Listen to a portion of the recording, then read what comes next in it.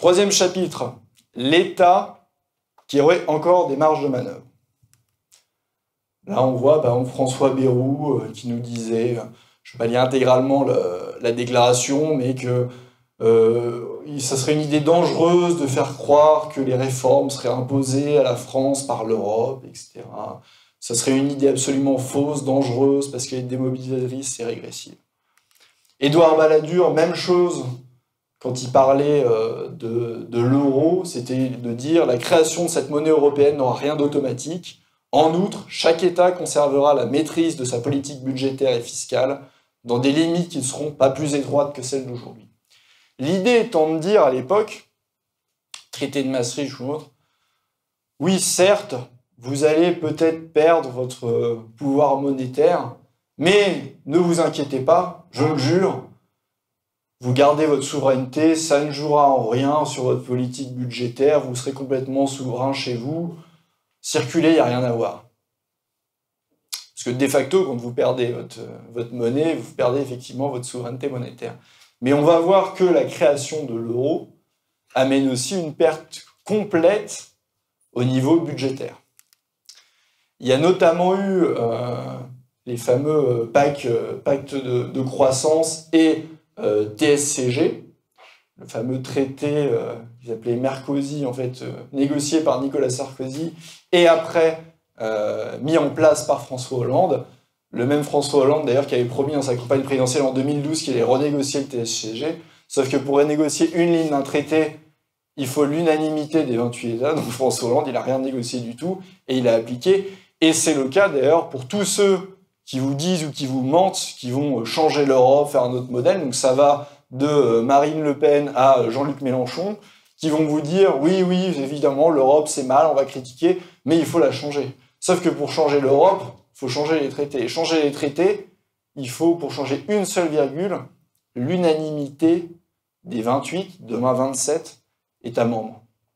Si vous voulez lutter contre la fraude et l'évasion fiscale, le Luxembourg et l'Irlande, ils vont dire non, moi je signe pas votre truc, c'est ce qui fait la richesse de mon pays. Si vous voulez lutter contre les délocalisations, c'est la même chose, tous les pays de l'Est vont dire non, ils vivent de ça. Si vous voulez une monnaie moins forte, qui serait plus en phase avec la compétitivité de l'économie française, l'Allemagne dira non, parce que l'Allemagne veut une monnaie forte. Donc vous ne changerez jamais l'Europe. La vraie réalité, on va y revenir, et vous allez voir tout le long de la conférence, c'est soit vous acceptez l'Europe telle qu'elle est, qui est en train de détruire la France, ou soit vous sortez. Il n'y a pas on va changer l'Europe, etc. Ça n'arrive jamais. Donc le TSCG, comment ça marche? Vous avez plusieurs volets, vous avez deux volets, le two-pack et le six-pack. Two-pack, ce n'est pas le rappeur, je précise pour les fans. Et le six-pack. Le two-pack, qu'est-ce que c'est? C'est le côté carotte, on négocie. On négocie, ça veut dire quoi concrètement? C'est que chaque année, le gouvernement français, il va présenter à Bruxelles sa copie budgétaire, un petit peu comme un élève qui présenterait sa copie au maître, qui corrige, c'est bien, pas bien ça. Bien. Donc voilà, vous présentez votre copie. Et là, la Commission européenne, elle peut envoyer à tout moment des nouvelles recommandations à l'État concerné. C'est entre autres les fameuses GOP, grandes orientations de politique et des politiques économiques, l'article 121 du TFUE, sur lequel je vais revenir un petit peu après. Donc là, on se dit, quelqu'un qui lit rapidement et qui ne connaît pas trop, il se dit recommandation, pourquoi pas, à la rigueur c'est un conseil, ça n'engage à rien. Sauf que vous avez le bâton derrière, c'est le six-pack. Et le bâton, c'est que la Commission demande des projets correctifs à l'État, il peut placer l'État en question dans un plan d'action correctif, et si ce n'est pas fait, s'il y a le dérapage, la Commission européenne peut décider d'une amende de 0,2% du PIB. Pour la France, c'est 4,4 milliards d'euros. Et d'ailleurs, les faits nous donnent encore raison quand on dit ça, ce n'est pas des recommandations, les GOP, on va y venir, ce sont des obligations, puisque si vous ne le faites pas, vous allez vous faire taper sur les doigts, et c'est exactement ce qui arrive à l'Italie. Vous savez que l'Italie a été justement mis en plan d'action corrective, et ils ont été menacés de cette amende des 0,2% du PIB. Donc les GOP ne sont pas des recommandations, ce sont des obligations. Je vais vous le montrer tout à l'heure. Mais l'Italie, Ils avaient présenté à la base un budget en déficit de 2,8, alors que la règle, normalement 2,8, 2,7, je ne sais plus, alors que normalement la règle est de 3, ils étaient en les clous, mais comme la Commission européenne regarde pas seulement le déficit, mais ce qu'il y a dedans, si les mesures, si les politiques économiques et sociales, même si vous êtes dans le clou des 3%, ne plaisent pas à l'Union européenne, ils vont faire retoquer. Et c'est ce qui s'est passé au niveau de l'Italie. Vous savez que l'Italie, dans leur budget, ils ont dû revoir tout ce qu'ils voulaient faire au niveau d'un espèce de revenu universel, au niveau des taxes. Ils ont dû accélérer des plans de privatisation pour faire rentrer de l'argent. Et ça a été accepté par le gouvernement italien, qui ont maintenant proposé un budget à 2% de déficit. Donc, les GOPE s'appliquent. On va parler un petit peu d'articles de traité, je ne vais pas vous les lire en entier, mais entre autres, les articles 106 et 121, qui sont symptomatiques de la perte totale de souveraineté budgétaire et finalement des choix démocratiques de politique économique et sociale que pourrait faire un gouvernement. L'article 106, qu'est-ce qu'il nous dit? Il dit que les entreprises publiques et les entreprises auxquelles ils accordent des droits spéciaux ou exclusifs n'édictent ni ne maintiennent aucune mesure contraire aux règles des traités. Et les règles des traités, c'est quoi? C'est la concurrence. Donc concrètement, ça dit quoi cet article? Ça veut pas dire que vous privatisez les services publics de facto, mais ça veut dire que vous êtes obligé de libéraliser. Quand vous mettez en concurrence la SNCF, c'est ce qui est décidé, c'est pas du tout Macron qui s'est levé. L'article 106 impose de mettre en concurrence tous les services publics. Et donc la SNCF est mise en concurrence, et d'ailleurs vous avez eu tout un tas de directives européennes, j'ai écrit un article là-dessus si ça vous intéresse, sur le démantèlement de la SNCF, c'est décidé au niveau de l'Union européenne. Et concrètement, de toute façon, quand vous mettez en concurrence une entreprise publique, qui est encore publique, vous l'obligez à fonctionner comme une entreprise privée, et vous ne parlez plus du tout d'usagers, mais vous avez des clients. Le but d'une entreprise publique, c'est quoi? C'est d'apporter à tous les usagers, partout sur le territoire national, un service au coût le plus faible possible. Une entreprise privée, son but, c'est quoi? C'est de faire du profit, tout simplement. Et d'ailleurs, la SNCF, avant même la mise en concurrence, marchait déjà, d'un point de vue tarification ou autre, comme une entreprise privée, de toute façon. Et là, vous avez la mise en concurrence, et demain, la prochaine étape, ça avait été la même chose au niveau d'Air France, France Télécom et autres, ça va être évidemment, on va apprendre qu'il va falloir privatiser la SNCF parce que on a un déficit budgétaire, mais c'est la suite logique. De toute façon, à partir du moment où vous mettez en concurrence, vous libéralisez comme l'impose l'article 106, vous faites fonctionner les entreprises publiques comme des entreprises privées. Et encore, on peut le dire, moi, je ne suis pas non plus un étatiste qui veut tout nationaliser, mais il y a des activités pour lesquelles, typiquement le transport aérien, vous pouvez vous dire ça fait du sens, vous pouvez faire circuler plusieurs avions en même temps. Le transport ferroviaire, c'est une absurdité totale, parce que ça où toutes les activités de réseau, électricité, gaz, etc., c'est des activités de réseau, et pour le coup, le rail, vous avez un seul rail. Donc vous avez une seule ligne qui peut passer, et qu'est-ce qui se passe, en fait, quand vous allez privatiser? C'est simple, vous allez avoir les prix qui vont augmenter, notamment sur toutes les lignes qui sont très rentables, TGV ou autres, et puis vous allez fermer toutes les petites lignes. En gros, toutes les entreprises privées vont aller sur les activités rentables et vous avez laissé tout le non rentable au public. Et qui dit public, c'est nous. Donc c'est quoi? C'est le fonctionnement typique de l'Union européenne, c'est-à-dire la privatisation des profits et la socialisation des pertes. Quand c'est la socialisation, ça veut dire que c'est nous qui payons. Donc c'est la privatisation de tous les services publics qu'on a un gouvernement de gauche ou de droite. Et d'ailleurs, on peut parler des autoroutes, on peut parler de plein de choses. Les privatisations se sont faites qu'on ait eu un gouvernement de gauche ou de droite parce que c'était demandé, et les directives sur le rail ont été votées à l'époque quand il y avait aussi la gauche et après quand il y avait la droite.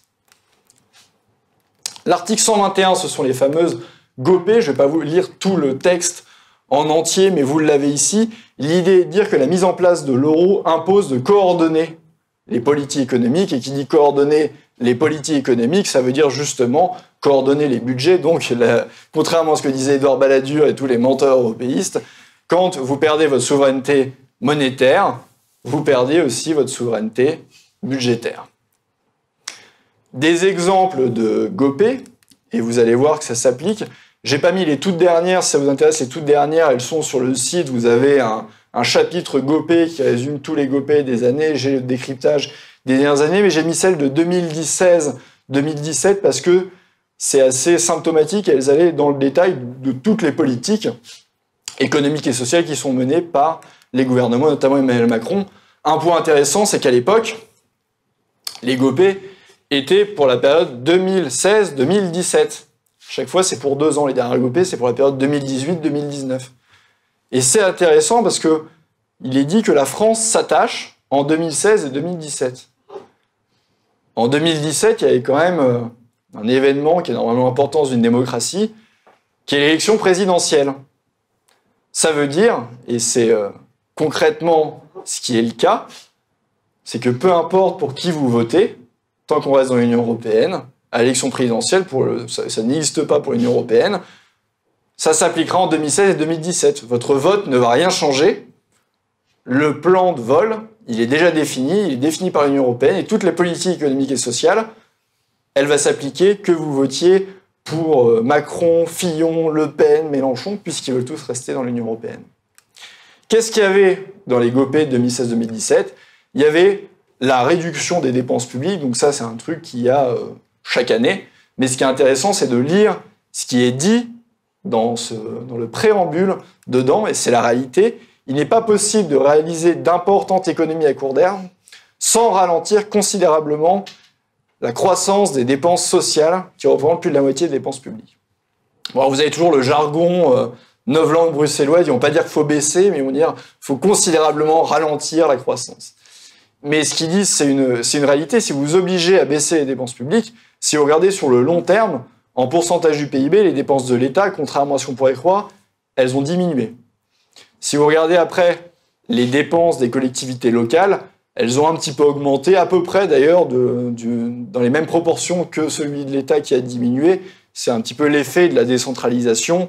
C'est le vase communicant. Grosso modo, si vous prenez État plus collectivité locale, les dépenses en pourcentage du PIB sont à peu près constantes sur 20 ans. En revanche, ce qui a augmenté, c'est les dépenses sociales. Et pourquoi ? Parce que vous avez un chômage de masse et parce que vous avez une population vieillissante et donc des coûts de santé qui augmentent. Donc il faut parler concrètement. Quand on vous dit, même les candidats qui vous disent ce qui est exigé par l'Union européenne, qu'il faut baisser les dépenses publiques, il faut qu'ils disent qu'il faut baisser les dépenses sociales et qu'ils le disent aux Français, qu'ils soient un petit peu honnêtes, puis là on va voir comment ils vont voter. Mais bien sûr, à chaque fois, c'est la manipulation qui règne. Troisième point, veiller à ce que les réductions du coût du travail soient pérennisées. Évolution du salaire minimum compatible avec la création de l'emploi et de la compétitivité. En gros, ça veut dire quoi ? Ça veut dire que le SMIC ne doit pas augmenter, pas plus que le minimum légal. Et j'en profite pour clarifier les choses. Contrairement à la promesse mensongère d'Emmanuel Macron lors de ses vœux, ce n'est pas le SMIC qui augmente, donc qui respecte les GOPÉ. Le SMIC n'a pas augmenté plus que le minimum légal. Le minimum légal, c'est un comité d'experts qui définit que le panier moyen augmente de temps. En l'occurrence, c'était 1,6% pour l'année 2018. Donc le SMIC a augmenté de 1,6%. Je crois que c'est à peu près l'équivalent de 16 euros net par mois, ou quelque chose comme ça, d'augmentation, et c'est le minimum légal. Ce qu'il a augmenté, c'est la prime d'activité. Le prime d'activité n'a rien à voir avec le SMIC. Déjà, c'est assez facilement réversible. Plus vous avez la moitié des personnes qui sont au SMIC qui ne touchent pas la prime d'activité, puisqu'il faut des conditions de ressources, de conjoints ou autres, et puis il faut faire de toute façon la demande. Et en plus, ça ne vous donne pas les droits d'un salaire. Un salaire, vous avez des cotisations sociales dessus, et donc par exemple, c'est pris en compte dans le calcul de votre retraite. Prime d'activité, c'est pas du tout le cas. Vous n'allez pas gagner plus de retraite parce que la prime d'activité augmente. Il y a ça, et évidemment, quand vous augmentez le SMIC, vous avez un effet d'entraînement sur toute la grille des salaires, alors que quand vous augmentez la prime d'activité, pas du tout. Donc Macron a respecté les GOPÉ, et le SMIC n'a pas augmenté plus que le minimum légal. Et on voit d'ailleurs des ballons d'essai qui sont lancés, des pseudo-spécialistes qui, eux, ont le droit aux 20 heures ou autres, et qui vous disent qu'il faudrait réduire le SMIC ou faire des SMIC différents selon les zones géographiques. Donc on voit bien qu'on essaye d'accoutumer la population pour appliquer celui-ci. Donc là, ils ne vous disent pas qu'il faut supprimer le SMIC, mais c'est évidemment ce qu'on veut dire, l'évolution des salaires minimums compatible avec la création d'emplois. Quand vous êtes en concurrence avec des Bulgares, avec un SMIC à 216 euros par mois, ou on va le voir, comme vous êtes en concurrence avec le reste du monde et que l'Union européenne ne protège pas, si vous voulez être compatible avec la compétitivité, c'est-à-dire qu'il faut baisser les salaires. Réformer le droit du travail pour inciter davantage les employeurs à embaucher en contrat indéterminé. Loi El Khomri, loi Macron, simple application des GOPÉ. Simple application des GOPÉ. Et ce qui est dingue, dans la dernière loi Macron, il y a un élément notamment, enfin il y en a plusieurs, on ne va pas complètement le décortiquer, mais il y a un élément qui est que les indemnités de licenciement sont désormais plafonnées, même quand il s'agit de licenciements dits abusifs. Concrètement, c'est-à-dire que même un mec qui a 40 ans de boîte, si le licenciement n'est pas du tout justifié, il pourra toucher au maximum 2 ans de salaire. Et encore, si vous avez moins d'années d'ancienneté, ça peut être encore moins. Donc c'est la porte ouverte à absolument toutes les discriminations. Vous pouvez virer quelqu'un sans le motiver, puisque comme c'est plafonné maintenant, aucun souci, vous pouvez licencier quelqu'un parce que sa tête ne vous revient pas, vous n'aimez pas sa couleur de peau, vous n'aimez pas sa façon de faire, vous n'aimez pas son orientation sexuelle, vous n'aimez pas tel... Vous pouvez licencier. Grâce à Macron, ça vous coûtera pas plus de 2 ans de salaire, même pour quelqu'un qui a 40 ans de boîte. On en est là. Entreprendre une réforme du système d'assurance chômage afin d'en rétablir la viabilité budgétaire et d'encourager le retour au travail. C'est le décret qu'a passé Emmanuel Macron la veille de ses vœux. Un décret justement pour déjà diminuer les droits des chômeurs, c'est-à-dire des allocations chômage qui diminuent plus rapidement et pendant moins longtemps. C'est d'autant plus dégueulasse que ces gens-là sont responsables du sous-emploi en France. C'est que je veux bien qu'il y ait des profiteurs à la marge, mais il faut savoir qu'au maximum, selon les estimations, vous avez entre 150 000 et 300 000 offres d'emploi non pourvues par an. Vous avez en face 6 millions de chômeurs. Donc le fait de culpabiliser les Français, je veux bien qu'il y en ait, mais le fait de culpabiliser les Français et de dire que les Français sont des fainéants, dans la réalité, c'est que la France ne crée pas assez d'emplois avant même. Si on était au plein emploi, faire ça, pourquoi pas, évidemment, vous pourrez dépister, entre guillemets, les tricheurs, mais quand vous avez un chômage massif comme c'est le cas de la France, c'est criminel et c'est ignoble de culpabiliser les Français là-dessus. Éliminer les obstacles à l'activité dans le secteur des services, en particulier dans les services aux entreprises et les professions réglementées. C'est pour ça que vous avez le démantèlement de toutes les professions réglementées, commissaires aux comptes, experts comptables, notaires, pharmaciens, taxis, mise en concurrence des VTC, c'est partout en Europe. On dit non, c'est des décisions des gouvernements. Non, c'est demandé par l'Union européenne. Vous avez tous les services réglementés qui vont y passer parce que c'est demandé par l'Union européenne. Donc, au lieu d'avoir des petits cabinets indépendants, vous allez avoir des grandes multinationales qui vont gérer ça et qui vont s'accaparer les marchés. Vous allez avoir, pour la place des pharmaciens, de plus en plus de médicaments qui pourront... Il y a la parapharmacie à l'heure actuelle, mais vous allez avoir, pourquoi pas, des médicaments qui pourront être vendus dans les supermarchés. C'est ce que demande d'ailleurs Leclerc depuis des années. Et ça, c'est demandé par l'Union européenne. Et l'ironie du sort, c'est que historiquement, en France, les professions réglementées, c'est quand même des professions dites petites bourgeoisie, des gens qui gagnent bien leur vie. Et ces professions-là ont voté massivement Emmanuel Macron.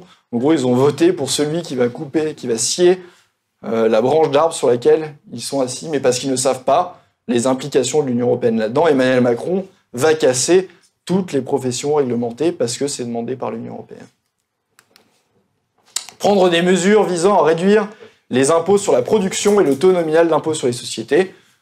Là encore, il n'y a rien d'innovant, c'est exactement ce que fait Emmanuel Macron. La décision est déjà prise, l'impôt sur les sociétés va baisser et il va arriver d'ici la fin du quinquennat à 25%. C'est demandé par l'Union européenne, Macron l'exécute, et si ça avait été Hollande, si ça avait été n'importe qui d'autre, c'est ce qui aurait été fait.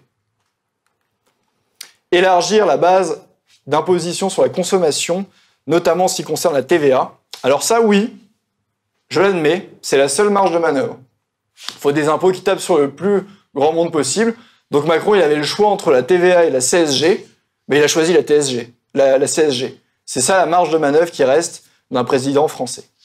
Où est-ce que je coupe? Est-ce que j'augmente la CSG ou la TVA? Ce qui est d'autant plus stupide, quand on connaît un petit peu l'économie, ce qui n'est pas le cas d'Emmanuel Macron visiblement, c'est que quand vous augmentez la TVA, vous faites toucher aussi tous les produits d'importation, et donc ça aide finalement les entreprises françaises. Augmenter la TVA, ça permet de rééquilibrer un petit peu, de faire porter la fiscalité sur les entreprises à l'étranger qui exportent en France. Or, quand vous augmentez juste la CSG, vous tapez juste dans les poches des Français. Bravo Emmanuel, champion. Le 9, supprimer les dépenses fiscales inefficaces, notamment celles dont le rendement est nul ou faible. C'est l'ISF. Vous comprenez pourquoi l'ISF a été supprimé. Donc, moi j'ai de la sympathie pour le mouvement des Gilets jaunes, mais quand on demande le référendum d'initiative citoyenne ou le rétablissement de l'ISF, il faut bien comprendre, et de plus en plus de Gilets jaunes commencent heureusement à le comprendre, c'est que toutes ces mesures-là sont incompatibles avec notre appartenance à l'Union européenne.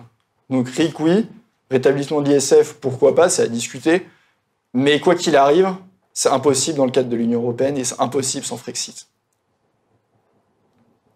Donc ça, il faut vraiment l'avoir en tête.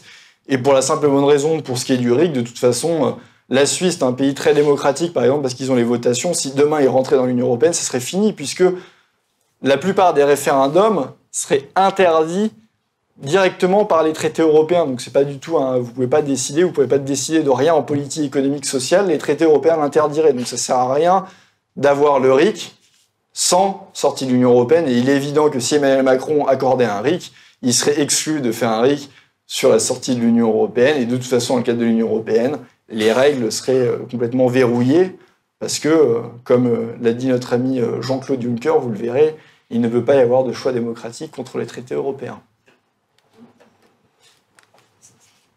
Le 10, adopter la réforme concernant la retenue à la source et l'impôt sur le revenu. C'est ce qu'ils ont fait. Alors, il y a eu tout le sketch de Emmanuel Macron qui allait voir Gérald Darmanin. Je ne sais pas si on est prêt, etc. Mais Hollande devait le faire, mais il savait, Hollande, il est bête, mais pas autant que ça. Il savait que ça allait être très compliqué parce que c'est incompatible avec le modèle français, notamment tout ce qui est crédit d'impôt ou autre. C'est très compliqué à mettre en place. Il n'y a pas vraiment de valeur ajoutée. Ça va là aussi être un boulet pour toutes les PME, TPE qui vont devoir s'occuper de la collecte de l'impôt. C'est aussi stupide parce que si une entreprise fait faillite, comme vous ne collectez pas l'impôt vous-même, tout l'impôt qu'elle avait collecté, l'État n'en verra jamais la couleur. Donc c'est complètement stupide de privatiser quelque part la collecte de l'impôt, ce qui est le cas de l'imposition à la source. Mais de toute façon, c'était laissé dans les gopés. Hollande a laissé traîner, mais comme toutes les gopés, vous pouvez laisser traîner pendant 1 an, 2 ans, 3 ans, et après vous êtes obligé de le faire. Et Emmanuel Macron l'a fait, parce que c'était demandé.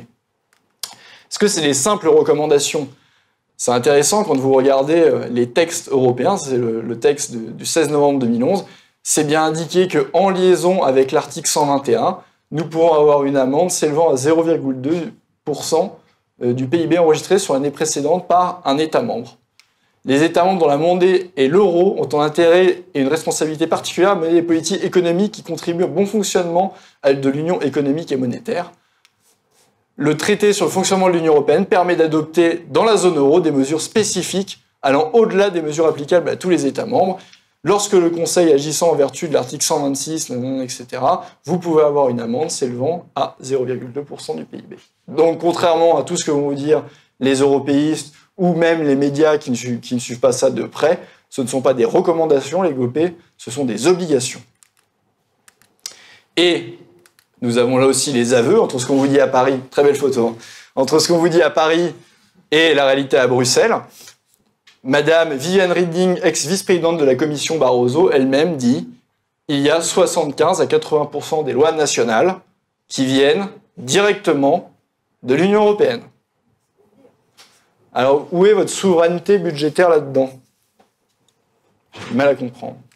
Et l'inénarrable Jean-Claude Juncker, qui avait dit ça, vous savez, au moment du référendum que faisait Tsipras pour appliquer ou pas le plan, il ne peut y avoir de choix démocratique contre les traités européens. Il se dit que Jean-Claude Juncker aurait un péché mignon, le cognac. Et vous savez, on dit souvent, bon, je viens de Bourgogne, je ne vais pas non plus lui jeter la pierre, ce qu'on dit souvent pour l'alcool, on dit que ça révèle les gens ou que ça fait dire des vérités. Donc je ne sais pas s'il était en abus de cognac, monsieur Jean-Claude Juncker, comme on l'appelle, mais en tout cas, il a dit une vérité, il s'est lâché quand il a dit ça. Il ne peut y avoir de choix démocratique contre les traités européens. C'est la réalité. Il faut que les Français aient conscience de ça. Et il faut le répéter, il ne peut y avoir de choix démocratique contre les traités européens. Et ça veut aussi dire d'ailleurs que non seulement vous n'êtes plus souverain, et non seulement vous ne changerez jamais l'Europe. Parce que changer l'Europe, comme j'ai déjà dit, c'est changer les traités.